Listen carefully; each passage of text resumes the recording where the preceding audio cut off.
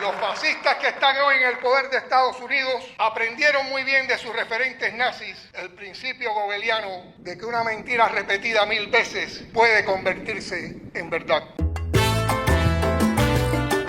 Nosotros te agradecemos mucho esta oportunidad que tú nos estás dando para hablarle al público europeo, al público español, porque esas verdades constantemente están siendo fracturadas con la intoxicación mediática, con esa narrativa de mentiras, de calumnias. Pablo, pues estamos entrando al Palacio de la Revolución, un lugar donde se sienten todavía hoy los pasos del comandante en jefe Fidel Castro. Era su espacio de trabajo, el lugar donde recibía delegaciones, hacía reuniones importantes y uno siempre lo tiene como un referente en la vida diaria y sobre todo en estos tiempos difíciles. Querría que me explicaras esto, porque aquí hay como unas plantas y unas rocas que no son meramente decorativas. Esto tiene... Es una observación muy sutil tuya. Fidel tenía una compañera de luchas en la Sierra Maestra, Celia Sánchez, una de las heroínas de la Revolución, que fue su colaboradora durante muchos años. Y Celia tenía una sensibilidad en lo particular por lo cubano, por la identidad cubana. Y quiso que Fidel y Raúl en este espacio tuvieran un referente de la Sierra Maestra. Por lo tanto, se trajeron estas piedras de la Sierra Maestra, y esta es la vegetación de la Sierra Maestra, de la montaña, donde el ejército rebelde desarrolló la ofensiva contra la tiranía de Batista. Todo el que viene se admira de la vegetación. O sea, es un palacio muy singular, es un palacio con vegetación, con rocas propias, y yo creo que demuestra un poco lo autóctono cubano. The twilight hour of socialism has arrived in our hemisphere, not only in Venezuela, but in Nicaragua and in Cuba as well. Miguel, Cuba está en el foco por una situación que todo el mundo me dice que es jodida. Yo estuve acá la primera vez en el 94 con una brigada, pleno periodo especial, y hay gente que me dice, ahora podríamos decir... que estábamos en otro periodo especial. Esa observación es clara. A ver, Pablo, yo creo que siempre hemos estado en una situación compleja. Por ejemplo, yo soy parte de una generación que nació en los primeros años de la Revolución, yo nací en 1960.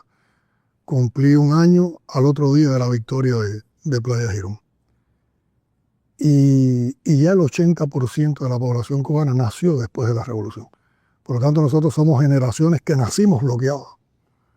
Mis hijos nacieron en el bloqueo, y los hijos de nuestra generación, nuestros nietos, han sido niños que también nacieron bloqueados y que han estado desarrollando su vida hasta ahora bajo las condiciones del bloqueo. Lo que pasa es que también los efectos del bloqueo tienen que ver mucho con los momentos que se han vivido. Antes del periodo especial, esa evidencia que tú tienes de los años 90 en Cuba, había un campo socialista que apoyó mucho a Cuba, y que eso nunca lo podremos negar. Después cayó ese campo socialista. Tuvimos que, en condiciones de periodo especial, en medio de ese bloqueo, ser creativos, avanzar. Y después vinieron momentos en que la relación con Venezuela, la revolución bolivariana, el apoyo de China, de Vietnam, de otros países, permitió que fuéramos a otra situación. Pero hay un punto que yo diría que es como un parteaguas, que es el año 2019, en la primera etapa de la administración Trump. A finales del 2019, en el segundo semestre del 2019, la administración Trump recrudece el bloqueo. O sea, el bloqueo empieza a tener cualitativamente una diferencia. Es su recrudecimiento. ¿Por qué hablamos de recrudecimiento? Porque se aplica por primera vez el título 3 de la ley de aborto, que internacionaliza el bloqueo. Fíjate, el bloqueo es una práctica de política de coerción de máxima presión totalmente unilateral, que Estados Unidos de manera unilateral la aplica a Cuba, pero con la ley Burton la internacionaliza, porque aplica entonces las restricciones y las sanciones, las coerciones, las presiones a otros terceros que tengan que ver en una relación comercial, en una relación financiera con Cuba. Es una ley, por lo tanto, esa ley de bloqueo niega los propios preceptos del capitalismo y del imperialismo, que hablan del libre mercado, claro, entre paréntesis. Es una cosa totalmente absurda, yo diría que aberrante y muy perversa.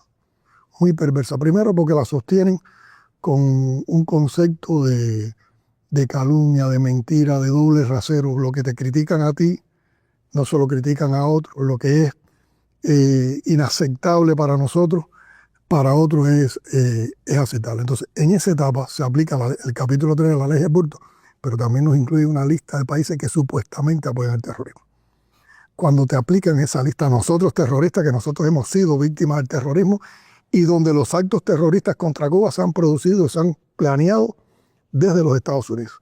Y ahí tenemos los casos de Posada Carriles, connotado terrorista que vivió sin ningún tipo de problemas en los Estados Unidos. Un asesino fue el autor del sabotaje al avión en Barbados, donde pereció todo nuestro equipo juvenil de crimen y otros ciudadanos cubanos y de otras nacionalidades. Pero cuando te incluyen esa lista de países que supuestamente apoyan el terrorismo, se te cortan todas las operaciones financieras, la mayoría de los bancos te dejan de dar crédito, las operaciones financieras se complican mucho, entonces todo esto se va expresando en una persecución financiera y en una persecución energética. Por eso te digo que era un parteaguas, porque a partir de ahí empezó el agravamiento de la situación hoy. O sea, la situación que tenemos hoy es una situación que viene ya acumulada y que se recrudece aún más con la orden ejecutiva, con los sucesos de Venezuela y con la posición actual de esa administración de Trump. Ya en ese momento empezaron a cortarse nuestras principales fuentes de financiamiento en divisas, o sea, nos cortaba mucho trabajo exportar, bloquearon el turismo, prohibieron que los ciudadanos norteamericanos y con muchas limitaciones para los ciudadanos, incluso cubanos residentes en Estados Unidos, pudieran venir al país y se cortó un flujo importante de turismo y de fuentes de ingresos. Al no disponer de esas divisas, empezamos a tener problemas para adquirir los combustibles que necesitábamos, para poder hacer las compras de piezas de repuesto, para mantener nuestro sistema electroenergético, que eran termoeléctricas, tenían también un determinado nivel de obsolescencia y de sobreexplotación. Empezaron los desabastecimientos de alimentos, de medicamentos, los problemas con el transporte, la paralización de una parte de nuestra economía, y todo eso tiene una trascendencia muy... Que quiero preguntar sobre eso porque, claro, hay mucha gente que dice, bueno, son medidas contra el gobierno cubano, contra un gobierno social, pero ¿esto en qué se traduce para la gente? Como guerra económica, bloqueo, y ahora prácticamente no llega combustible, no llega petróleo. ¿Eso para la vida de los cubanos y las cubanas, en qué se traduce que no esté llegando petróleo? Aquí hay varias cosas que tú estás señalando que son muy importantes poderlas dilucidar. Primero, en esa intención de decir que es para afectar al gobierno y no al pueblo, tratan de dividir gobierno y pueblo. Yo soy parte del pueblo. Yo no nací en una élite, yo no soy de una familia de élite. Yo nací en una familia de obreros, de trabajadores. Mi mamá maestra rural de primaria y mi padre trabajador de una cervecería. Y así son los dirigentes. Bueno, nosotros somos parte del pueblo. ¿Por qué esa intención de querer separar pueblo de Estado o de gobierno, de los liderazgos, separarlo del pueblo? Nosotros somos parte del mismo pueblo. Nuestros hijos, nuestra familia desarrollan la vida en común, como todos. Uno tiene ese sentimiento de pueblo, uno sufre los problemas también de nuestro pueblo desde las responsabilidades que tenemos representando ese pueblo. Entonces, ahí hay una primera matriz, porque recuerda que toda esta coerción económica y toda esta política de máxima presión también tiene un componente ideológico. Entonces, se está defendiendo la hegemonía de una potencia que la quiere ejercer de manera extrema contra una pequeña isla, pero también tiene un componente mediático, de intoxicación mediática, y ahí están todos esos códigos de matriz mediática que tratan de construir. Separar el pueblo afecta a todos. ¿Al gobierno en qué lo afecta? En que nos duele mucho que nosotros los sueños, los programas, los proyectos que tenemos para beneficio del pueblo no puedan avanzar como queremos. Nos molesta ver al pueblo pasando necesidades. Pero para que la gente lo entienda, por ejemplo, hay estudiantes que no pueden ir a la universidad, hay hospitales que no pueden... No hemos llegado a esos extremos. Yo siempre digo que hay un concepto de resistencia creativa, que no es solo resistir los embates del bloqueo, sino que es crecer y tratar de avanzar en medio de esa situación. Entonces, constantemente nos estamos reorganizando, pero si hay afectaciones. Por ejemplo, afectaciones, vamos a la vida cotidiana, que tú tengas que dormir sin energía eléctrica. En un país caluroso, los niños durmiendo incómodos, por la mañana temprano levantarse para ir a la escuela. Hemos tomado medidas organizativas, todos pueden llegar a la escuela. Cuando hay un problema de lejanía en estos tiempos, que no hay transporte, y ahí empiezas a chocar con otro problema, ¿cómo te trasladas? ¿Cómo vas al trabajo? ¿Cómo vas a la escuela? ¿Cómo llevas a tus hijos a la escuela? Empieza entonces a organizarse, y hay lugares donde hemos cambiado los escenarios. El escenario de la escuela entonces va al escenario comunitario, al escenario local, y ahí se reorganiza, pero se sigue manteniendo el curso. Las universidades han ido de la presencialidad en los cursos regulares diurnos a la semipresencialidad, a la vinculación de los estudiantes universitarios con los problemas comunitarios y también aprovechar potencialidades que hay en diferentes instituciones, y ahí se mantiene su formación. Nosotros tenemos un sistema de salud que es capaz, que podemos enfrentar epidemias como pudimos enfrentar la COVID, que la pudimos manejar. Esto mucha gente no lo sabe fuera de Cuba, pero ustedes crearon su propia vacuna. Somos uno de los pocos países y creamos 5 candidatos vacunales, 3 llegaron a convertirse en vacunas. Y te voy a explicar porque tiene que ver también mucho con ese concepto de resistencia creativa. Bueno, choca la salud. Nosotros hoy tenemos más de 120.000 personas en una lista de espera de operaciones porque hemos tenido que atender las urgencias, porque no tenemos luz en los hospitales, en los salones, porque nos faltan insumos para hacer todas las operaciones. Pero esas operaciones, ese monto de operaciones, nosotros en condiciones normales las hacemos. Incluso en condiciones de bloqueo no recrudecido como el de ahora, con este elemento del bloqueo energético, nosotros mantenemos incluso en estas condiciones indicadores de mortalidad infantil, de mortalidad materna, indicadores de salud y indicadores educacionales de países desarrollados. O sea que se van afectando, pero es tanto a lo que pudimos llegar en materia social que todavía ese deterioro no llega a ponernos en una posición de inferioridad con relación a otros países. Pero si hay afectaciones, eso mismo, porque en esas operaciones que estamos esperando hay más de 11.000 niños. Hay niños y pacientes con cáncer que tenemos dificultad para garantizarles los medicamentos que Cuba los garantiza de manera gratuita. Se afecta a la educación. Esto también, muchas hoy de nuestras plataformas educativas están montadas sobre la conectividad, sobre las plataformas de la transformación digital y de los procesos de inteligencia artificial. Todo eso se afecta porque cuando no hay corriente, las radiobases para la conectividad no funcionan, están los elementos de transporte. Está el problema del abasto de agua a la población. Cuando hay apagón, las fuentes de abasto de agua también dejan de funcionar. La mayoría funcionan con electricidad. Entonces, fíjate, ya tienes el peso del transporte, tienes el peso de la salud, tienes el peso de la educación, tienes el peso de los alimentos y te falta el agua. ¿Cuántos problemas a la vez están convergiendo? Y yo digo, ¿por qué? Es porque el Estado no tiene capacidad para brindar esos servicios, nosotros los podemos brindar. No es el Estado, es el bloqueo que impide que el Estado y que el gobierno, que es el pueblo, porque yo creo que muchas de las cosas que nosotros nos hemos propuesto, muchas de las cosas como estamos resistiendo y que hemos podido organizar, tienen que ver ante todo, más que con la gestión de gobierno, de esa gestión de gobierno no se puede separar de ese pueblo que tiene una capacidad de convocatoria entre el mismo, de creatividad entre el mismo, de resiliencia, de resistencia y de creatividad. Te voy a poner ejemplo. Ahora nos falta el gas licuado. El gas licuado es una de las maneras en que hay cocción, porque la otra cocción, que es la eléctrica, también se nos complica.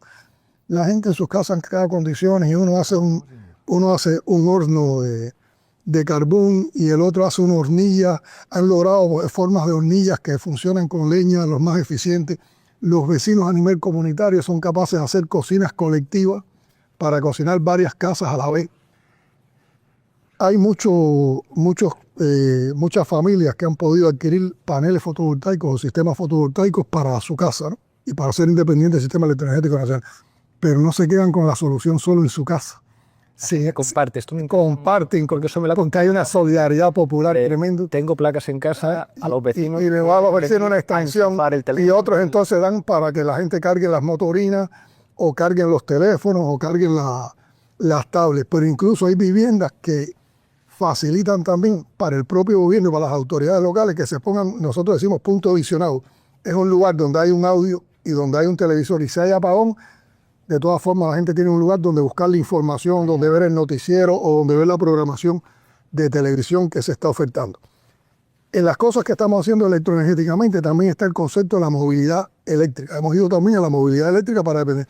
Entonces, por ejemplo, aquí estamos ensamblando un tipo de... Esto que hay muchas motos. Muchas motos y triciclos eléctricos. Bueno, el triciclo eléctrico de que ensamblamos venía con un diseño. Ya hay una multitud de diseños porque la gente va a adaptar triciclos eléctricos. Entonces, tenemos triciclos eléctricos para transportar pasajeros en las ciudades. Tenemos triciclos eléctricos que los han convertido en furgones para poder transportar mercancías. Tenemos triciclos eléctricos que la gente los han dedicado ya con un poco más de confort, por ejemplo, para ayudar a los pacientes que necesitan hemodiálisis, que tienen que transportarse sistemáticamente para recibir un servicio tan complejo. Han hecho adaptaciones de triciclo incluso para los servicios fúnebres, para no depender de carros fúnebres que tengan. Han hecho triciclos eléctricos con facilidades, con televisores, pantallas, para también llegar con actividades culturales, con actividades informativas a la población. La manera en que hemos organizado el curso escolar en enseñanza general y el curso escolar en la educación superior en estas condiciones, diría también que es innovadora, que es creativa. La gente, el pueblo está sufriendo, hay limitaciones, hay carencias, pero el espíritu ese del cubano de sobreponerse, la solidaridad, la alegría, no se pierde. Yo te digo, sin esa capacidad. ¿Cuánto tiempo necesita Cuba para tener soberanía energética en el sentido de no depender del petróleo? Porque entiendo que habéis pisado el acelerador, eso estaba pensado desde hace mucho tiempo, esa transición, una colaboración estratégica con China para el apoyo en la energía solar, pero ahora tenéis que daros prisa. Te voy a hablar de eso, pero antes, para que no se me quede una respuesta en el aire de algo que me preguntaste cuando me hablaste de las vacunas, porque ahí está el concepto de resistencia creativa. Estábamos en medio de la COVID. Como ya te dije, en medio de la COVID ya estábamos viviendo la primera etapa esta de recrudecimiento del bloqueo, que además todas las medidas que en aquel momento adoptó la administración Trump las mantuvo la administración Biden. O sea, cambiaron los partidos en el poder en Estados Unidos y no cambió la política hacia todo. Cuando nosotros nos damos cuenta de cómo se va moviendo el tema de las vacunas en el mundo, nos dimos cuenta que nosotros no íbamos a tener ni el dinero, ni íbamos a poder tener la posibilidad por el bloqueo de adquirir vacunas. Y convocamos a los científicos cubanos.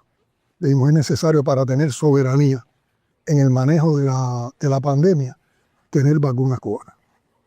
A los 2 meses ya había el primer bulbo de un candidato vacunal. Después la historia la conocemos, 5 candidatos vacunales, 3 vacunas eficientes, que no solo fueron vacunas para Cuba, las compartimos con otro país. Y eso nos permitió controlar. Enseguida que vacunamos, controlamos la enfermedad. Fuimos los primeros del mundo que vacunamos con vacunas propias, población pediátrica por encima de los años, y logramos unos niveles de inmunización altísimos después que tuvimos la vacuna. Ahí yo digo, ¿por qué el concepto de resistencia creativa? No solo resiste, sino que te desarrollaste vacunas. Hay potencias que no pudieron desarrollar vacunas, por lo tanto tú avanzas y tú creces también y tú te desarrollas. No es resistir con sumisión, es resistir con creatividad. Entonces, en esos propios conceptos, bueno, nos faltó el oxígeno medicinal y el gobierno de Estados Unidos impidió que empresas de oxígeno en la zona del Caribe y América Latina nos vendieron oxígeno. Y hubo que hacer un esfuerzo tremendo. También recibimos la ayuda de Rusia y otros países para lograr superar esa crisis. Y nos negaron la venta de ventiladores pulmonares. Y jóvenes científicos cubanos desarrollaron ventiladores pulmonares que hoy, con altas prestaciones, hoy están certificados, homologados, y los podemos hasta exportar. Todo eso es creación, no es solo resistencia. Pero bueno, ya desde aquel momento nosotros veníamos evaluando cómo ir buscando un grupo de soluciones a los problemas del país, que nos hicieran menos dependientes de los aportes, de las ayudas que podíamos recibir de otros momentos, como en una etapa lo tuvimos del bloque socialista y en otra etapa la hemos tenido de Venezuela o de China, de otros países amigos, para ir garantizando más la soberanía ya económica, ¿no? Y la sostenibilidad del país. Y dentro de esos temas hay 2 temas fundamentales: la producción de alimentos y el tema energético. Entonces, el tema energético, ¿cómo lo hemos concebido? Bueno, con una integralidad. Hay un programa de gobierno para superar la situación energética y dar estabilidad energética del país. Un componente de ese sistema, nosotros tenemos todavía que depender durante años de una generación base con termoeléctrica. Está muy deteriorada. Por lo tanto, aquí te estamos haciendo un programa de recuperación de las capacidades de esas termoeléctricas. Por lo tanto, en medio de estas condiciones hemos tenido que dedicar financiamiento a ir recuperando capacidades. Por ejemplo, en lo que va del inicio de este año hemos recuperado 185 megawatts y hay todo un programa del año. Pero el año pasado llegamos a recuperar en generación distribuida, que no son las termoeléctricas, son sistemas de islas con equipos que generan con fuel o con diésel, logramos llegar a una capacidad de más de 1.400 megawatts que hoy no hemos podido utilizar porque no hemos tenido el diésel ni el friolero. Nosotros hace 3 meses que no nos entra una gota de combustible al país. Pero fíjate, hoy por ejemplo, los picos de déficit en el horario de la noche, en estos momentos están entre 1.800 a 1.900 megawatts. Si tuviéramos incorporado la generación distribuida en el pico, tendríamos 1.400. Ese pico estaría en 500 megawatts. Ese pico dura unas horas por la noche y las madrugadas estuviéramos cubriendo todo el déficit. Con esa generación distribuida y con los parques fotovoltaicos, también en el día pudiéramos no tener ningún tipo de déficit. ¿Dónde entonces está el déficit? No es en la incapacidad de ese programa energético, es que no hemos tenido el combustible para esa capacidad que creamos, poderla aprovechar. Entonces, por un lado está recuperación de capacidad termoeléctrica. Por otro lado está la recuperación de esa generación distribuida que estuvo muy, muy deteriorada. Y un tercer elemento entonces es la inversión en fuentes renovables de energía. No nos pueden bloquear nuestro sol, no nos pueden bloquear nuestro aire. Entonces, el año pasado logramos, a partir de un proyecto de negocio, que no te puedo explicar en qué consiste, porque lo van entonces a perseguir y lo van a atacar. Logramos montar en un solo año 1.000 megawatts en parques fotovoltaicos en todo el país. Por lo tanto, de una penetración en la generación eléctrica por fuentes renovables de energía que teníamos de un 3%, pasamos a un 10%. O sea, crecimos en un solo año, en medio de condiciones de bloqueo recrudecido, un 7%. Nosotros creemos que debemos estar, los cálculos que nosotros debemos llegar a 3.000 megawatts como mínimo por fuentes renovables de energía. En particular la fotovoltaica, pues también estamos haciendo inversiones en energía eólica. Eso a ritmos como los del año pasado, si los pudiéramos mantener financieramente, en 2 o 3 años podemos estar. Ahora este año vamos a darle prioridad a las inversiones que hagamos en fuentes renovables de energía, en parques fotovoltaicos con acumulación, porque la acumulación nos permite primero con esa acumulación ayudar a la estabilidad de frecuencia del sistema, porque la inestabilidad de la frecuencia es la que nos ha provocado los varios blackouts que hemos tenido en estos tiempos. Y por otra parte, tener una capacidad de generación por la noche a partir de lo que se acumuló con la generación fotovoltaica por el día. Porque fíjate, en estos momentos, por ejemplo, en el día, nosotros estamos generando con las termoeléctricas que trabajan con crudo cubano. El crudo cubano no es mucho, es pesado, pero nosotros adaptamos hace años. ¿El sistema para refinarlo acá? El sistema para adaptar, ahora vamos a la refinación. Con ese crudo, con muy poco procesamiento, trabajan las termoeléctricas cubanas. Claro, necesitan más periodicidad, más sistematicidad en los mantenimientos, sobre todo las calderas, por los efectos del azufre y los gases que emite ese crudo. Pero en estas condiciones tenemos que saber que si no podemos importar, si no podemos recibir combustible, aunque no renunciamos a eso, porque nos corresponde como derecho a cualquier país, y eso está afectado por el bloqueo energético, nosotros con crudo nacional podemos trabajar las termoeléctricas, que es con lo que estamos generando días, más los parques fotovoltaicos que te expliqué. Por lo tanto, por el día de hoy estamos generando con nuestro crudo y con nuestros parques, y no logramos completar el déficit, pero estamos generando esa generación nadie nos la puede quitar. Entonces, ¿qué nos hemos planteado? Vamos a aumentar la producción de crudo nacional, perforando más pozos, introduciendo tecnologías que nos pueden permitir mejorar la explotación de los pozos. Pero ya los científicos cubanos del petróleo tienen una metodología de refinación. En la misma medida que dependamos menos del crudo internacional, pero también del crudo nacional, podremos procesar y refinar una parte de crudo nacional para también utilizarlo en el resto de la economía y no solo en la generación eléctrica. Con la explotación de crudo viene gas acompañante. Nosotros tenemos plantas generadoras, un sistema que se llama Energas, que generamos también con el gas acompañante esa explotación de petróleo.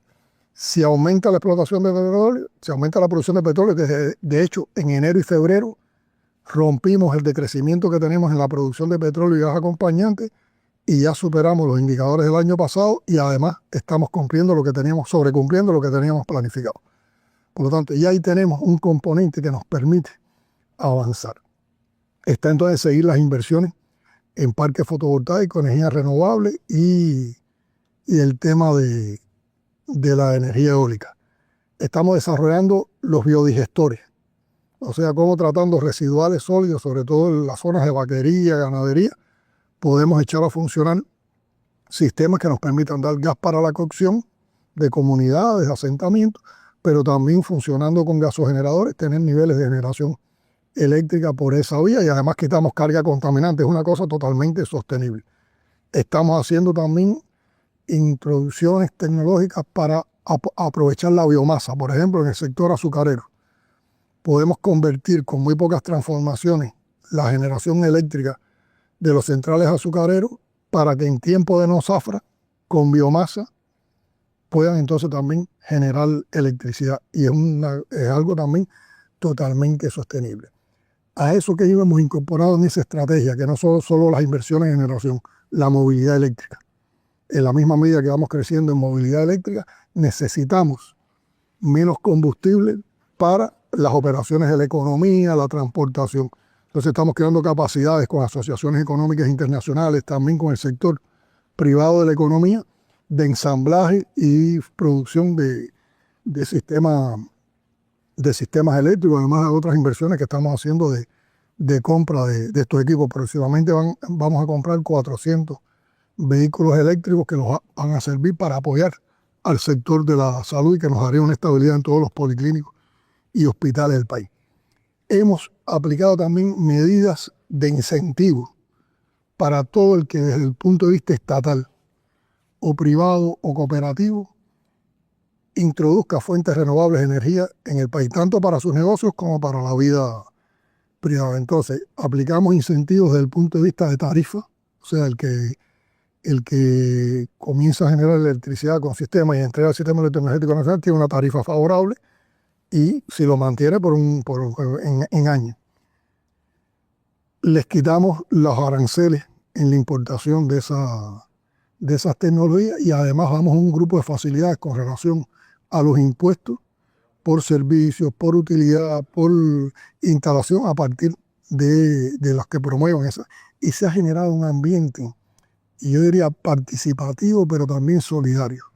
Por ejemplo, tengo el ejemplo de un trabajador de una MIPYME no estatal que compró todos los sistemas fotovoltaicos que necesitaban las instituciones sociales de un municipio como Los Palacios. Por lo tanto, en Los Palacios, si se va la corriente, el policlínico tiene energía, el banco tiene energía, o sea, los principales servicios a la población de energía. Con ese mismo modelo que desarrolló esa forma no estatal, entonces hemos adquirido ahora un grupo de sistemas fotovoltaicos y eso mismo lo estamos haciendo en todos los municipios del país. Ahora con la ayuda solidaria nos están entrando muchos equipos, hay instituciones y países que nos están planteando que nos van a dar todos los sistemas fotovoltaicos que necesita el sistema de salud. Hay formas no estatales que están comprando y donando para determinadas instituciones sociales estatales esos sistemas. Ya hay muchas empresas estatales que empiezan a hacer inversiones. Los particulares que han tenido equipos eléctricos de movilidad eléctrica, triciclos, carros eléctricos, los han puesto a disposición de servicios de la población. Entonces todo eso ha ido creando una empatía y yo diría un movimiento que yo creo que en muy poco tiempo va a dar mucha capacidad de generación que tendremos que sumar a los esfuerzos estatales y vamos a ir logrando superando esta crisis. No es un problema que se resuelve de golpe, nos va a llevar 3 años. Lo que pasa es que yo creo que es un camino más sostenible. Por eso yo digo que también estos desafíos uno los tiene que ver como oportunidad, que es el concepto de un revolucionario, no rendirse y verlo como oportunidad y vamos a un camino más sostenible, pero que lo vamos a ir superando gradualmente y vamos a tener una etapa donde vamos a sufrir todavía las limitaciones como estamos ahora. Pero, por ejemplo, yo te diría, pensando en red, si nosotros no hubiéramos hecho la inversión de los 1000 megawatts en parques fotovoltaicos que hicimos el año pasado, que estuviera pasando en Cuba ahora, casi no tendríamos capacidad para generar en el día y fuera tanta la inestabilidad del sistema que estuviéramos viviendo de un blackout en otro blackout. I do believe I'll be having the honor of taking Cuba. That'd be good. That's a big honor. Miguel, hay un elefante en la habitación que es Donald Trump. Te tengo que hacer esta pregunta que no sé si puedes contestar. ¿Estáis hablando con el gobierno de Estados Unidos? A ver, ha habido mucha especulación y mucha manipulación. Y yo te voy a explicar el contenido exacto de la información que dimos con toda responsabilidad al pueblo y a la comunidad internacional. Mira, siempre que han existido relaciones tensas como las que están a este nivel entre el gobierno de Estados Unidos y Cuba, han aparecido personas, instituciones, algunas gubernamentales, otras no gubernamentales, que han tratado de buscar que se construyan canales para favorecer el diálogo entre ambos gobiernos y superar las diferencias que puedan existir de antagonismo entre ambas, sobre todo buscando evitar confrontación y poder solucionarla. Y eso está sucediendo en estos momentos. Lo que pasa es que un nivel de conversaciones o de negociación que llegue a un acuerdo es un proceso largo. Primero hay que construir el canal de diálogo. Después hay que construir agendas comunes de intereses para las partes. Y que las partes demuestren la intención de avanzar y de verdad comprometerse con el programa. A partir de la discusión de esas agendas, llegar a acuerdos que de verdad sean beneficiosos para ambas partes. Y ahí entonces que concluir con resultados. Entonces, en la primera parte de la información que nosotros dimos, que dijimos que en correspondencia con la política consistente de la Revolución Cubana. ¿Por qué? Porque no es el primer momento en la historia de la Revolución que se va o se intentan hacer conversaciones. Hubo intentos en el gobierno de Kennedy, hubo intentos en el gobierno de Carter, de Clinton, de incluso de Reagan, y llegaron unas a más, otras a menos, y se malograron en el camino también por diferentes circunstancias. Pero este intento de ahora no ha sido único. Además, la revolución siempre, desde los primeros años de la revolución, planteó que estaba dispuesta a tener un diálogo sobre posiciones de respeto, de igualdad, sin presiones y sin condicionamiento, con el gobierno de los Estados Unidos para encontrar soluciones a nuestras diferencias. O sea, esa disposición ha estado en toda la historia de la revolución. Por lo tanto, esto que estamos planteando ahora no contradice para nada la historia de la revolución. Incluso una de las conversaciones que llegó más lejos, que fueron las del general de ejército Raúl Castro con el presidente Obama, y que lograron acuerdos concretos, se lograron fracturar algunas de las sanciones que tenía Cuba. En aquel momento el general de ejército dijo: nosotros estamos dispuestos a construir una relación civilizada entre vecinos, independientemente de las diferencias ideológicas que tenemos. Pero lo podemos hacer porque Estados Unidos, de hecho, lo hace con algunos de los que considera su adversario. Tiene relaciones con Rusia, tiene relaciones con China, tiene relaciones con otros países. ¿Por qué? El tema es Cuba. Entonces, ¿por qué el tema es Cuba? Entonces, está eso. O sea, lo que estamos haciendo no es un primer momento en la historia. Responde a una posición histórica de Cuba. Nosotros no somos guerreristas. Nosotros no ofendemos. Nosotros no vamos a hacer nada en contra de los Estados Unidos. Nosotros no bloqueamos a Estados Unidos. El bloqueo es una situación unilateral, es una decisión unilateral del gobierno de Estados Unidos. Lo otro que hemos dicho, porque es la otra matriz que han tratado de especular, que hay divisiones en la dirección de la revolución. Ahí nosotros explicamos que bajo la dirección del general de ejército, que tiene un liderazgo ganado en este país, es el líder histórico de la revolución, aunque se haya despojado de sus responsabilidades, pero el prestigio que tiene ante el pueblo, la historia, su aporte, su reconocimiento histórico, nadie lo puede negar, como sucede en otros lugares del mundo, que hay personas que tienen liderazgo no por sus cargos, sino por su historia y que tienen una experiencia. Raúl condujo con mucha maestría. A mí me han dicho que tú hablas con él con frecuencia. Hablamos con frecuencia, le comparto, él está pendiente. ¿Qué piensa ahora de la situación? Es una situación compleja. Es uno de los que ha dirigido junto a mí y colegiado con otras instancias del partido, del gobierno y del Estado, cómo debemos ir conduciendo este proceso de diálogo, si se da el proceso de diálogo. Y está muy pendiente, valora, nos estimula cuando ve que lo que hacemos va teniendo resultados. Y sobre todo está su compromiso con el pueblo, con la revolución, con salvar el país de la agresión. Entonces, bajo esa orientación, bajo esa dirección, que es una dirección colegiada, que la encabeza él y uno, y está colegiada con el resto, funcionarios nuestros sostuvieron conversaciones recientes con funcionarios del Departamento de Estado,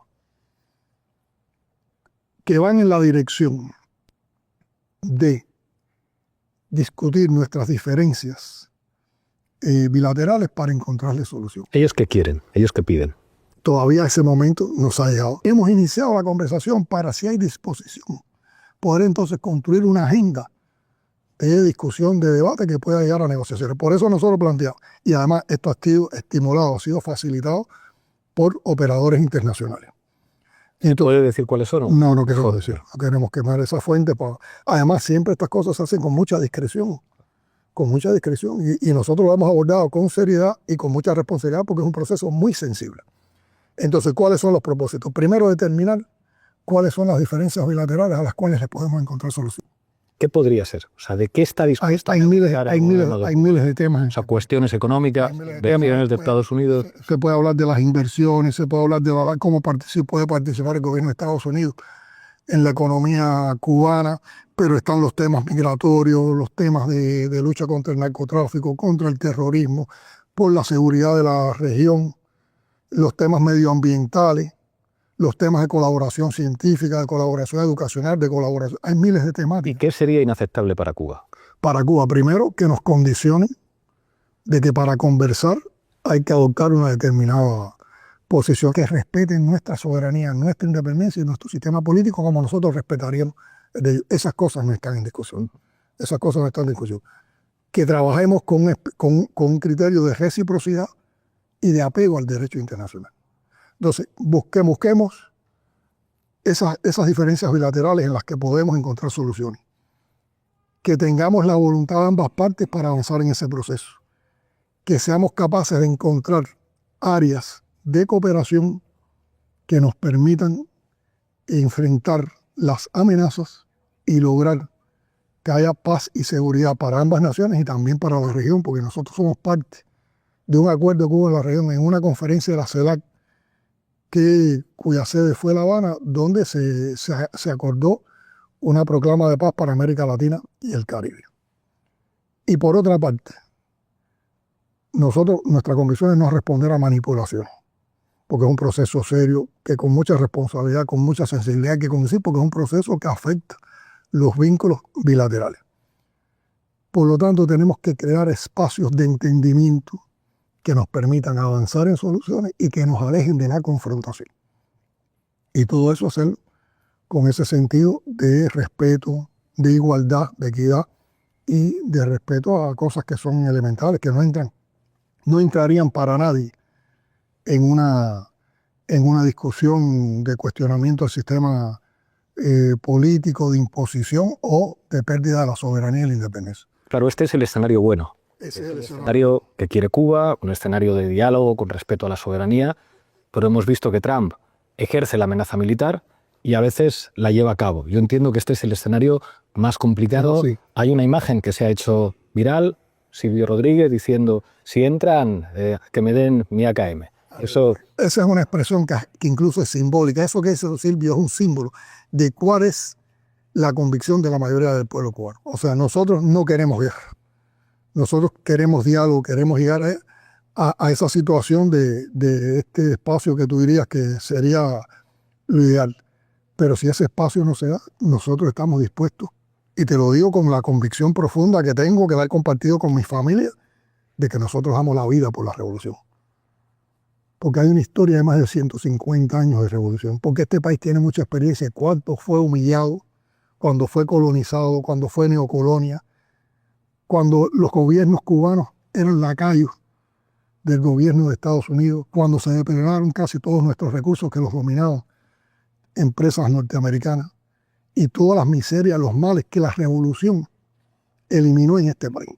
Y ahora estamos hablando de tiempos difíciles, pero aún en estos tiempos difíciles, en Cuba las personas tenemos más cosas y más derechos asegurados que en cualquier otro momento de la historia. Y eso no se pierde, y eso el pueblo lo tiene consciente. Y por eso, una de las primeras, nosotros siempre como revolucionarios nos preparamos para el peor de los escenarios. Si tú superas el peor de los escenarios, tú puedes superar cualquier de los escenarios. En estos momentos en Cuba se está desarrollando un plan de elevación de la preparación para la defensa de todo el pueblo, en nuestra concepción de guerra de todo el pueblo, que no es una concepción ofensiva, es una concepción de defensa de la soberanía y la independencia del país, pero con participación popular. Y cada cubano sabe qué posición, qué misión tiene que jugar en la defensa, y la mayoría de nuestro pueblo está dispuesto a enfrentar eso. No es a lo que queremos llegar, porque nosotros nunca hemos querido ver al pueblo norteamericano como un enemigo. Incluso nosotros separamos la visión que tenemos de pueblo norteamericano, de gobierno norteamericano. Pero es que el gobierno norteamericano podría construir con Cuba una relación de vecinos que fuera totalmente decente, de cooperación, con beneficio para ambas partes. Nosotros somos una isla pequeña, pero en la concepción de desarrollo económico-social de la revolución, nosotros tratamos de tener las cosas para todos. Por lo tanto, esto es un mercado de 11 millones de personas para Estados Unidos, un mercado cercano. Nosotros a veces tenemos que importar arroz desde Asia. Podríamos tener el arroz al lado de los Estados Unidos. Podríamos tener el petróleo y el combustible muy cercano, a solo 90 millas. Pero también Estados Unidos pudiera disfrutar de los adelantos científicos. Bueno, nosotros tenemos vacunas importantísimas contra el cáncer, medicamentos capaces para otro grupo de enfermedades. Yo siempre, cuando hablo con delegaciones norteamericanas que nos visitan, un poco como simbología, les trato de decir de todo lo que se prueba, de todo lo que se fractura la posibilidad de disfrute de ambos pueblos en una relación civilizada, por una vivencia personal que hemos tenido. Todos los años en Cuba se celebra el Festival de Jazz de La Habana. La noche final del Festival de Jazz se hace una orquesta de músicos cubanos y músicos norteamericanos, no debe estar. Y uno sale de ahí con una inyección de satisfacción y uno dice, ¿cómo el talento de dos países puede dar ese nivel de satisfacción del cual podrían disfrutar nuestro pueblo? Pero hasta el intercambio cultural se frena con el bloqueo. Fíjate hasta dónde llega el bloqueo, y te voy a poner un ejemplo para que los afecta que afecta a los europeos y en particular a los españoles. Nosotros tenemos varias empresas españolas que tienen inversiones en Cuba. Esos empresarios, además, con un compromiso con Cuba, con un respeto hacia Cuba, han soportado presiones de todo tipo. Muchos tienen limitación para entrar a Estados Unidos, o muchos tienen restricciones como parte del bloqueo de Estados Unidos. Pero, por ejemplo, en estas últimas presiones que se han producido sobre el turismo a Cuba por parte de Estados Unidos, hay una visa que se llama visa esta, que para un europeo le permite entrar a Estados Unidos con un grupo de facilidades. Bueno, el gobierno de los norteamericanos, si un europeo viene a Cuba, le retira la visa esta. Eso no se lo hace a más nadie en el mundo. ¿Por qué tiene que ser Cuba? Que era el otro que me preguntaba. Mira, nosotros no somos una amenaza para nadie, por las cosas que te he explicado. Además, este pueblo tiene una vocación de solidaridad, de familiaridad. Acogen a todo el que viene con cariño. Tú mismo visitas a Cuba y si te metes en un barrio, enseguida tienes a alguien que te brinda algo, que te brinda hasta la casa, que comparte contigo. Es un pueblo decente, es un pueblo de paz. Por lo tanto, no hay quien se crea que Cuba es una amenaza, como se dice, inusual para los Estados Unidos. Por lo tanto, esa no puede ser la razón. Nosotros no entorpecemos para nada la vida de Estados Unidos. Lo único que puede afectar a Estados Unidos nos puede ver con esa rabia. Primero, su pensamiento prepotente, hegemónico, de dominación. Y lo otro, el temor al ejemplo de Cuba. Porque Cuba tiene una manera distinta de hacer las cosas. Cuba en cualquier foro internacional tiene pensamiento propio, tiene verdades propias, puede plantear sus planteamientos sin hacer condicionamientos de ningún tipo a presiones. Somos capaces de reconocer todo lo bueno que se hace por cualquiera en el mundo, pero también tenemos voz propia para denunciar lo que no existe. Y nosotros, con esa economía que ha estado tantos años afectada y que nos dicen que somos Estado fallido, un Estado fallido pudiera haber sobrevivido 67 años a un bloqueo como Estados Unidos, o pudiera estar funcionando con estabilidad en medio de estas condiciones. Esa economía que muchas veces se critica ha sido una economía de guerra, pero ha sostenido una obra social. Y miren los indicadores sociales de Cuba, que no lo han logrado ni potencias que tienen mucho más dinero, porque ha prevalecido la justicia social, la equidad, trabajar con todo, la participación popular y la unidad del pueblo cubano. Hay una cosa que me gustaría que explicaras, que mucha gente no sabe. Cuba ha enviado brigadas médicas a muchísimos países que además han tenido una importancia enorme para que la asistencia sanitaria llegara a sectores sociales de esos países que si no, no lo hubieran conocido nunca. Eso lo hemos visto en Europa, la despedida después de la experiencia en Italia recorrió muchas televisiones, pero para algunos países de América Latina y el Caribe eso ha sido casi condición de posibilidad de reforzar su sistema sanitario y que la atención llegara a gente que nunca habían tenido asistencia sanitaria. Eso se está acabando por presión de Estados Unidos. Querría que contaras esto. O sea, que hay países que están siendo obligados a decir a los médicos y profesionales sanitarios cubanos que se vayan porque Estados Unidos no quiere que estén allí. Vamos a ver algunos antecedentes. Hay una prédica de Martí de que patria es humanidad. Y Cuba, la Revolución Cubana, ha sido consecuente con esa prédica martiana. Para nosotros no hay distinciones de raza y de color de la piel, ni de etnia, ni de nación. Nosotros vemos al mundo como una comunidad que debe vivir en armonía, que debe vivir en equilibrio, donde cada uno debe aportarse a partir de sus capacidades, de sus potencialidades a los otros. Y en virtud de eso nosotros hemos tenido con la revolución un desarrollo científico y hemos tenido un desarrollo, por ejemplo, en actividades como la educación o la salud, que nos distinguen. Pero además la formación de nuestro personal de salud es una formación humanista, bajo principios éticos. No está la soberbia principesca de una élite de médicos o una élite de profesionales de la salud que ven la salud para enriquecerse. Nuestra gente lo ven como una manera de aportar, de salvar vidas, de compromiso social, de compromiso humano.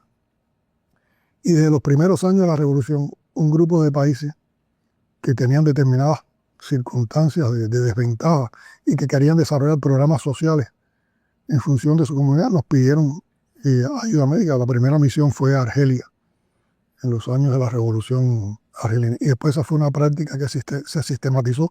También el mundo empezó a comprender cómo Cuba daba esas facilidades y esas posibilidades, y cada vez se hicieron más frecuentes y más amplios los países y los gobiernos que con una proyección humanista, con una proyección social, buscando justicia social, nos pedían brigadas médicas. Sobre todo para atender las zonas que quedaban desprotegidas en esos países, porque los médicos de ese país solo querían estar en la élite urbana y no en los sectores más desfavorecidos. Entonces se fueron creando los conceptos de las brigadas médicas, que son colectivos de médicos, enfermeras, tecnólogos de la salud cubana, que por voluntad, por su propia voluntad, están dispuestos a dar servicios en otro país. Esas brigadas médicas, hay varias modalidades. Hay países a los que hemos ido de manera gratuita y no cobramos nada por la brigada médica, excepto que el país garantiza la subsistencia del personal. En otras tenemos diferentes modalidades y también dependen con las posibilidades que tiene un gobierno de contratar esos servicios o no. Pero a todos los cubanos que participan en la misión médica en Cuba se les sigue pagando el salario durante el tiempo que están. Después dicen que es trata de humanos y que es una explotación. No, le estamos pagando en el país su salario completo mientras están cumpliendo la misión médica. En muchos de los contratos de misiones médicas, por cumplir la misión médica, ellos reciben también un honorario o una redistribución. O sea, lo que les toca a la misión médica y lo que les tocaría si estuvieran trabajando en Cuba, que no lo están haciendo en ese momento. O sea, tienen una seguridad salarial. Por lo tanto, ahí no hay ninguna explotación y hay una voluntad de ellos de participar. Y además de eso, en algunos de estos convenios hay una cantidad de dinero que recibe el gobierno cubano o el Ministerio de Salud Pública por esos servicios prestados. ¿Pero a qué se dedica ese dinero? A enriquecer una élite. Ese dinero se dedica a los gastos que este país tiene que mantener en su sistema de salud. Porque nosotros siendo un país pobre, tenemos un sistema de salud de potencia. Nosotros tenemos de las tecnologías más avanzadas, un sistema de salud primaria, secundaria y terciaria avanzado, coordinado, que llegamos a toda la población, que es totalmente gratuito, que además sostiene investigaciones científicas de alto nivel. Entonces todo es una falacia decir que eso es trata de esclavos, trata humana, que es explotación. Y sencillamente ahora sí hay una presión. Se han producido presiones. Conocemos de acciones del Departamento de Estado de Estados Unidos que han presionado a líderes del Caribe, a líderes latinoamericanos. Incluso se han presentado en países de otras latitudes a ver por qué esos países tienen ese comercio. La mayoría de las respuestas en esos países son que no pueden prescindir del servicio del personal de la salud cubana. Pero hay algunos que se han doblegado a esas prácticas, lamentablemente, y nosotros hemos tenido entonces, por esas solicitudes, que retirar a los médicos, pero han dejado desprotegida a una parte importante de la población, de esos lugares, que no son capaces de cubrirlo con otros médicos, y que no es Estados Unidos el que le va a facilitar los médicos para cubrir los espacios que se cubrían con la colaboración cubana. Incluso la colaboración cubana no llega solo a esos servicios de brigada médica. Nosotros tenemos una escuela latinoamericana de formación de médicos. Casi todos lo hacemos de manera gratuita. Hay algunos que participan por una vía autofinanciada. Ahí se han formado cientos de miles de médicos de América Latina y el Caribe, de África, pero hasta de los propios Estados Unidos. Hay sectores de Estados Unidos muy pobres que con un convenio, con una cooperación con Pastores de la Paz, los conocí en Nueva York en una de las visitas que hice a Naciones Unidas. Esos médicos de sectores muy humildes se formaron gratuitamente en Cuba y hoy sirven a esas comunidades. Y sirven con una vocación humanista, desprovistos de cualquier síntoma de enriquecimiento personal, tan dedicados a los hijos. En un momento, cuando el gobierno de Dilma Rousseff en Brasil, llegamos a tener casi 15.000 colaboradores de la salud. Y llegamos a atender poblaciones, y esto no lo estoy diciendo por un chauvinismo cubano, ni mucho menos. Es lo que te explican los brasileños, es lo que reconoce Dilma, lo que reconoce Lula. Llegaron a cubrir zonas de ese gran país, que es casi un continente, que es Brasil, a las que nunca había llegado un servicio médico por ninguna vía. Y de pronto vino el gobierno de Bolsonaro, un gobierno totalmente neoliberal, y borró esa colaboración. Todavía los brasileños se lamentan de eso. Y nuestra disposición, nosotros además no tenemos un sentimiento de venganza ni de odio. Analizamos en las condiciones en que un grupo de países han prescindido, pero el día que nos vuelvan a pedir que necesitan médicos, ahí siempre habrá la disposición para hacerlo. Ese es el concepto de nuestras brigadas médicas. Esa es nuestra voluntad, esa es la disposición de nuestra gente. Las personas que van a una brigada médica no se enriquecen. Además, eso demuestra es un sacrificio de altruismo. Viven separados de su familia durante años, que tratamos de que vengan en periodos vacacionales. Muchas veces están en los lugares más intrincados de esos países, en condiciones complejas de hábitat, y sin embargo desarrollan su labor con gusto. ¿Cuántas vidas han salvado? Cuando el proyecto del ALBA, de conjunto con Venezuela, hicimos lo que se llamó la Operación Milagro.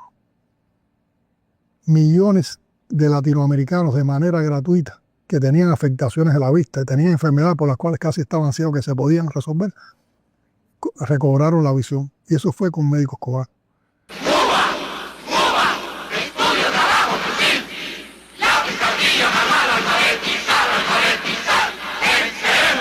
Nuestras brigadas educativas en un país se posibilitaron. Fíjate, en Cuba en el año 62 logramos declararnos, o sea, a los primeros años de la revolución, territorio libre de analfabetismo de América Latina. Más de 40 años después, con un método cubano que se llama Yo Sí Puedo, y con presencia de brigadas educativas cubanas en países latinoamericanos, 4 países latinoamericanos más lograron liberarse del analfabetismo. Y todavía cuántos países hay en el mundo hoy, en África, en otros continentes, que no han podido resolver el flagelo del analfabetismo, que es embrutecer a su pueblo, que es no tener las posibilidades para pensar, para tener pensamiento crítico, para aportar, para tener desarrollo científico y cultural. Esas son nuestras verdades, y esas verdades.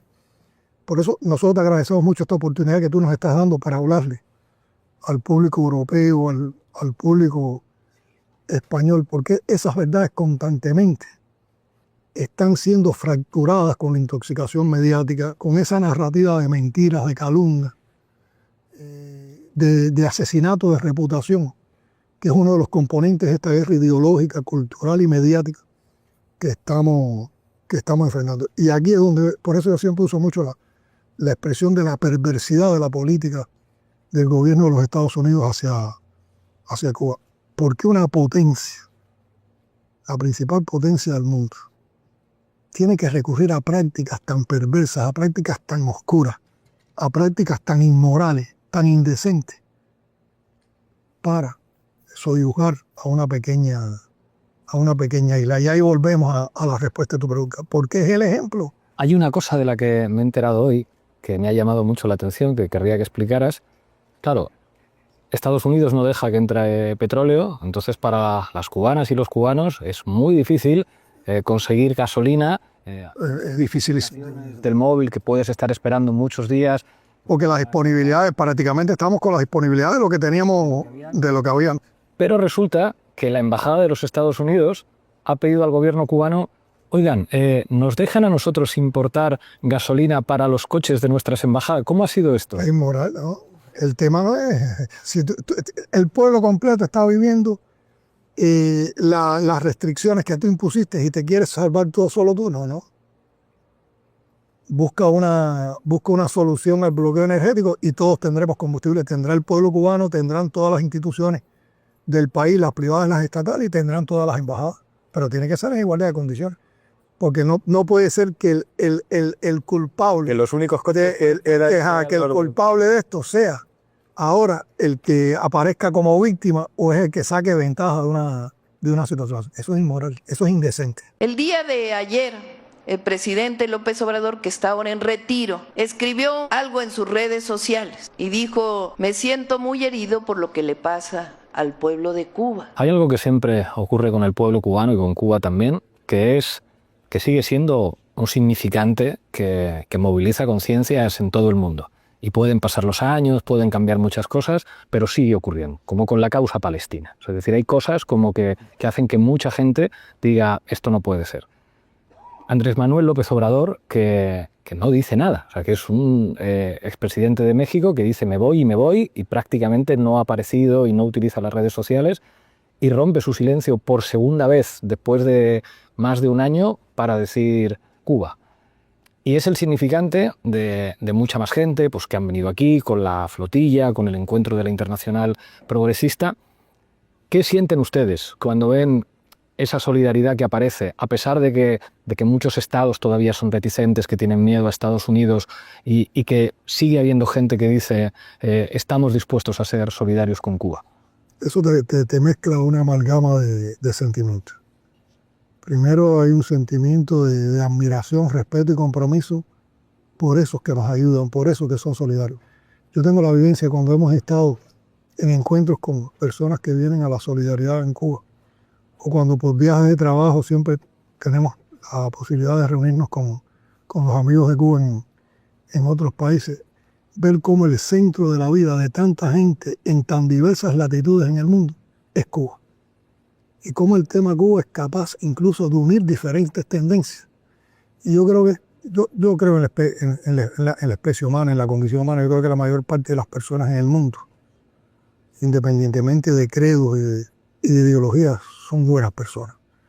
Y yo creo que Cuba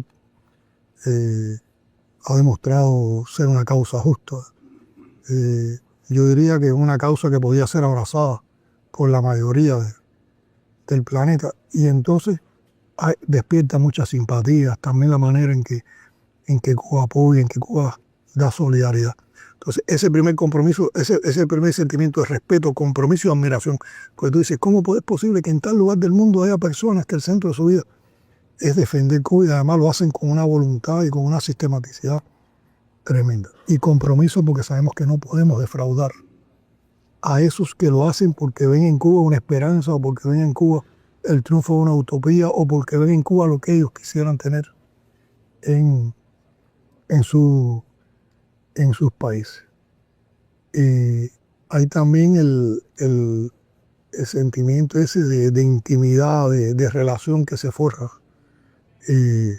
con esas actitudes. Por ejemplo, hay relaciones que son de países que son históricas. México. AMLO yo creo que es un seguidor leal de la política coherente de México en la arena internacional, y de la política coherente de México con la Revolución Cubana. A México y a Cuba la unen lazos históricos de todo tipo. Mexicanos participaron en nuestras guerras de independencia, cubanos fueron personas que estuvieron vinculados a Benito Juárez, estuvieron en la Revolución Mexicana, fueron parte del grupo más cercano a Benito Juárez. Fidel, los expedicionarios de Granma en el exilio, en México organizaron la revolución. El Granma vino de México, artistas, intelectuales cubanos, siempre en la relación con México. En Cuba, en todas las emisoras de radio de cualquier comunidad, hay por lo menos en la semana un programa que es de música mexicana. O sea que culturalmente, históricamente estamos muy unidos. Y en los primeros años de la revolución, en los años 60, cuando Estados Unidos ejerció también una política por presiones de aislamiento de Cuba, el único país latinoamericano que no rompió relaciones con Cuba fue México. Y parece que la historia se repite ahora. Están presionando, están buscando el aislamiento, están buscando que Cuba esté sola, mirando, sale de su retiro a apoyar a Cuba con un sentido de responsabilidad, de lealtad, de originalidad y de sentimiento, que sabemos la honestidad.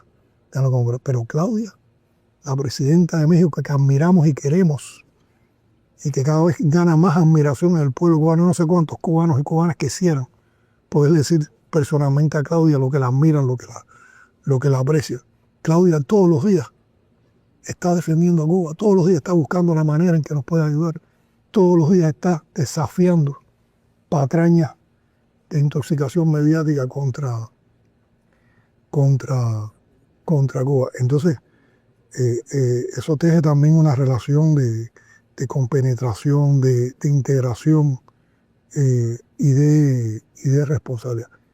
Y por qué no decirlo, y lo digo sin ninguna vanidad, te da un sentimiento también de satisfacción, porque tú dices, no hemos arado en el mar,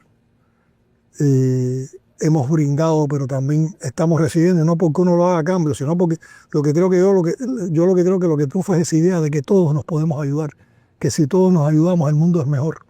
Y yo creo que así se contribuye también un poquito a defender esa idea. Y ahora, bueno, hemos estado conversando contigo en la mitad de la mañana. Yo acabo de llegar del acto de recibimiento del convoy. Ayer estuvimos en un encuentro con los participantes del convoy.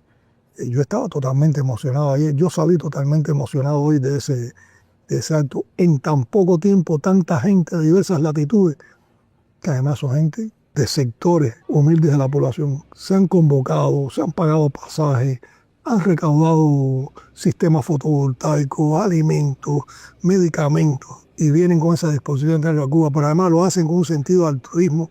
Han alquilado motocicletas y sistemas de movilidad eléctrica para no causarnos, como dicen ellos, entorpecer nada de los problemas que ustedes están teniendo. Se han alojado en lugares lo más modestamente posible.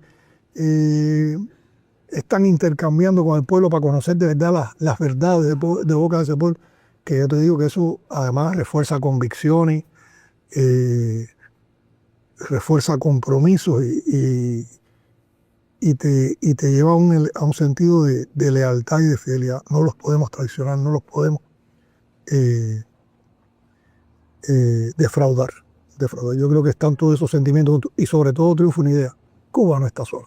¿Cómo Cuba puede estar sola cuando hay esas demostraciones desde diferentes partes del mundo? He hablado con algunos cubanos que me dicen, yo no soy de ultraderecha, yo reconozco los avances de la revolución y frente a Trump yo ante todo soy cubano.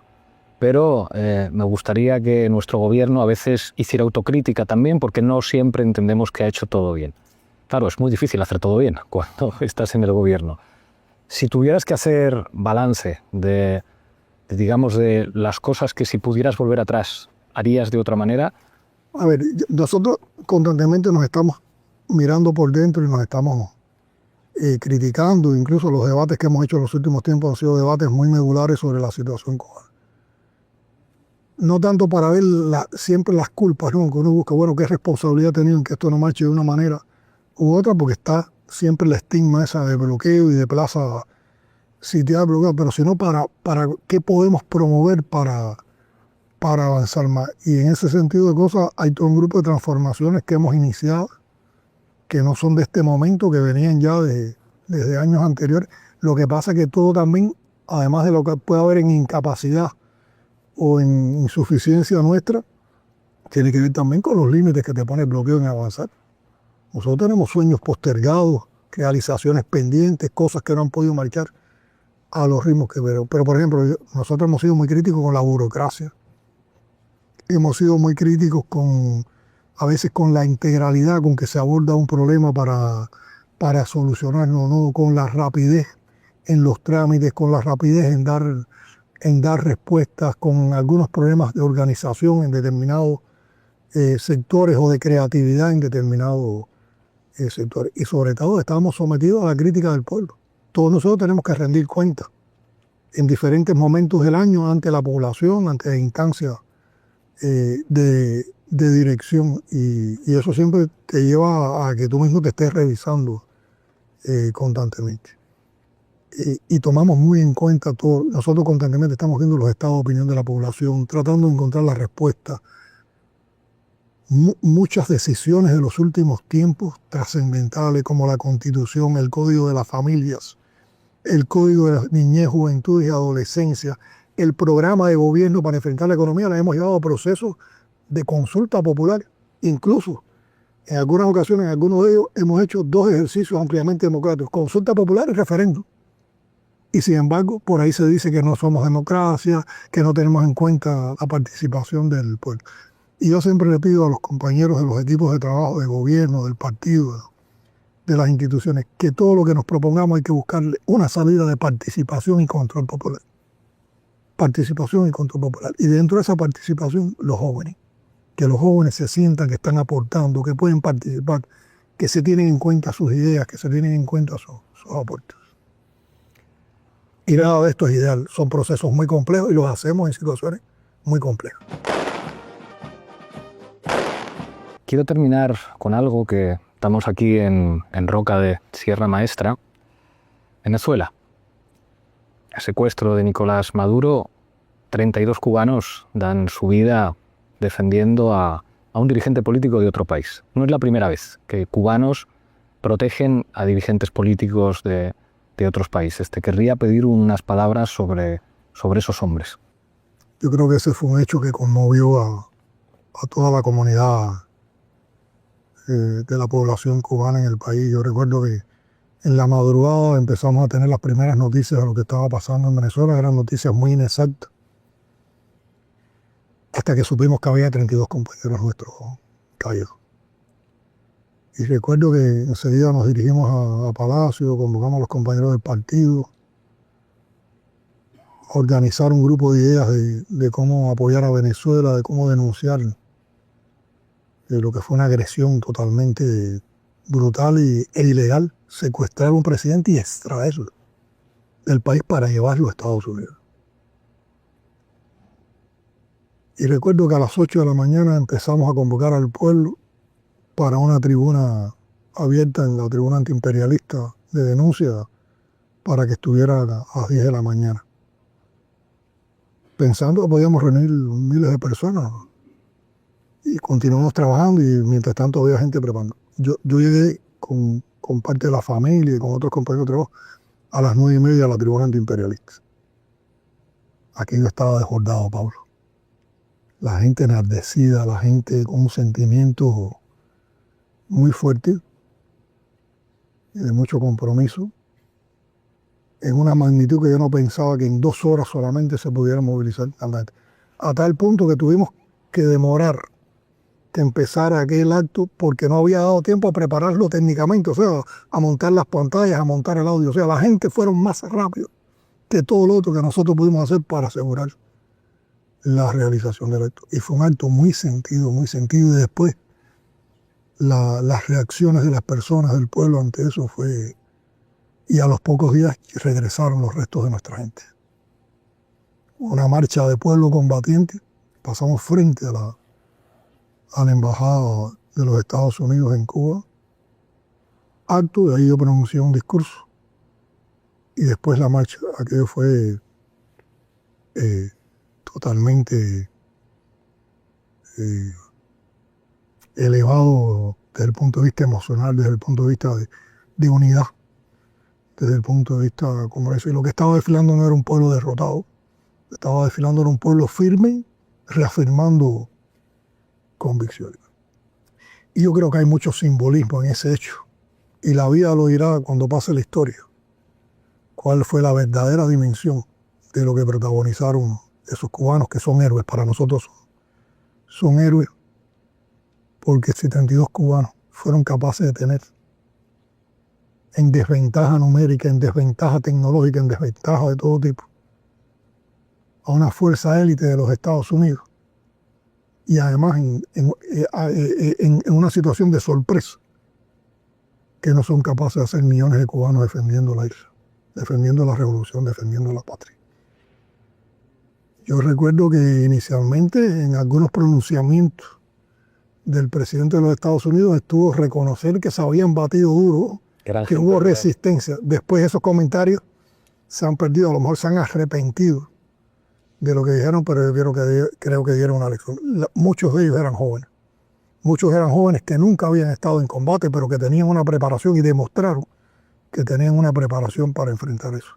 Yo he conversado con varios de ellos, incluso con algunos convalecientes de las heridas, y cuando tú ves esos muchachos jóvenes, que tú vas a verlos en medio de su convalecencia, y que no te hablan de nada de lo que han hecho ellos, sino que lo que te hablan es del orgullo por el deber cumplido y por lo que fueron capaces de hacer. Tú dices, aquí no hay alternativa. Aquí no hay alternativa. Aquí hay que defender esto hasta las últimas consecuencias. Y yo creo que es un simbolismo tan fuerte, tan duro, tan necesario para estos tiempos, de definiciones que siempre habrá que estar agradecidos al ejemplo que nos dieron. Miguel, muchísimas gracias. No, gracias a ti, Pablo. A Canal Res. Ojalá nos podamos volver a ver. Seguro que sí.